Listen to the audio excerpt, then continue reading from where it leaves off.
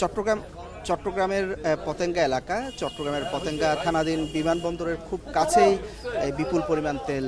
জব্দ করা হলো এবং এটি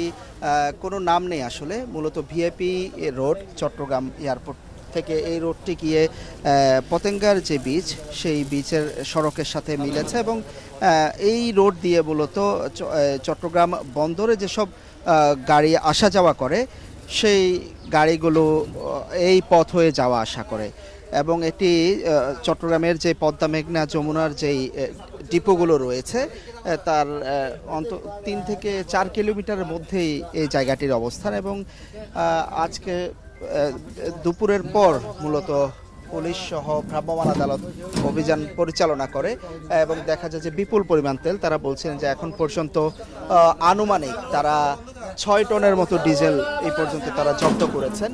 এবং অকটেনও রয়েছে, কিন্তু সেটি খুব অল্প পরিমাণে। মূলত দেখা যাচ্ছে যে সড়কের পাশে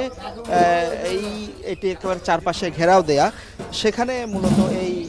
ড্রামে ড্রামে এসব তেল সংগ্রহ করা হতো এবং আমরা জেনেছি এটির মালিকের যে নাম, তার নাম হচ্ছে মোহাম্মদ আলমগীর। তিনি দীর্ঘদিন ধরে এইভাবে চোরাই তেল সংগ্রহ করছিলেন। মূলত বিভিন্ন ট্রাক কিংবা এখানে যে ডিপোগুলো থেকে ভাউচার বের হয় সেই ভাউচারগুলো থেকে তিনি এসব তেল অবৈধভাবে সংগ্রহ করতেন এবং কম দামে এগুলো অন্যান্য যানবাহনে বিক্রি করতেন। যেহেতু এই সড়কটি হয়ে চট্টগ্রাম বন্দর থেকে পণ্যবাহী বিভিন্ন যানবাহন সারা দেশে আসা যাওয়া করে, ফলে সেই যানবাহনগুলোতেই মূলত এসব তেল বিক্রি করা হতো বলে এখানে স্থানীয় মানুষজন জানাচ্ছেন এবং এটি দীর্ঘদিন ধরেই আসলে পরিচালিত হয়। তবে অভিযান শুধুমাত্র এই এলাকাটিতে চালানো হলেও বা এই স্থাপনাটিতে চালানো হলেও অনেকে স্থানীয়রা বলছেন আশেপাশে এমন স্থাপনা দীর্ঘদিন ধরেই আসলে ব্যবসা পরিচালনা করছে এবং আমরা দেখছি যে এখানে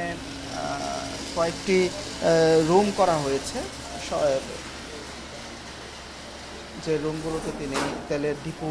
বা তেলের এই ড্রামগুলো রাখতেন। আমরা দেখছি যে ভ্রাম্যমাণ আদালতের অভিযানের পর সেই তেল একটি মোটর পাম্পের সাহায্যে উঠানো হচ্ছে। একটি মোটর পাম্প রয়েছে আমরা দেখতে পাচ্ছি, যে মোটর পাম্পের মাধ্যমে এখানে বিভিন্ন ভাউচার কিংবা ট্রাকগুলো থেকে তেল এই ড্রামগুলোতে ঢুকানো হতো এবং পরে অন্যান্য যানবাহনে বিক্রি করা হতো। মূলত দুপুরের পরে গোপন সংবাদের ভিত্তিতে অভিযানটি শুরু হয় এবং এখানে এখনো পর্যন্ত আমরা যতটুকু জেনেছি মানে মালিক পক্ষের কাউকে এখনো পর্যন্ত পাওয়া যায়নি বা কাউকে আটক করা সম্ভব হয়নি। মূলত তারা বাইরে থেকে এই মুহূর্তে লেবার বা শ্রমিক নিয়ে এসে তেলগুলো জব্দ করতে সক্ষম হয়েছেন। মূলত সারা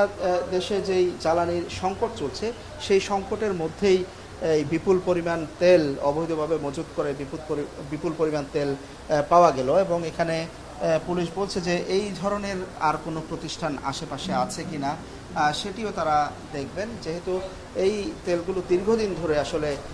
এইভাবে চলতো এবং আমরা যতটুকু জানি যে অনেক সময়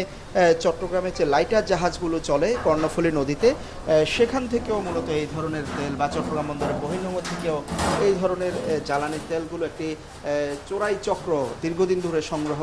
করছে এবং এর আগেও আইনশৃঙ্খলা রক্ষাকারী বাহিনী বিশেষ করে র্যাবের 2-1টি অভিযানে তেল আসলে জব্দ করা হয়েছিল এবং প্রায় সময় এই ধরনের চোরাই তেল জব্দ করা হয়, বিশেষ করে কর্ণফুলী নদীর দক্ষিণ পাড় এবং কর্ণফুলী নদীর এই পারে এই পতেঙ্গার এই সড়কটিতে বেশ কয়েকবার অভিযান এর আগেও চলেছে। তো এইবার আজকে এই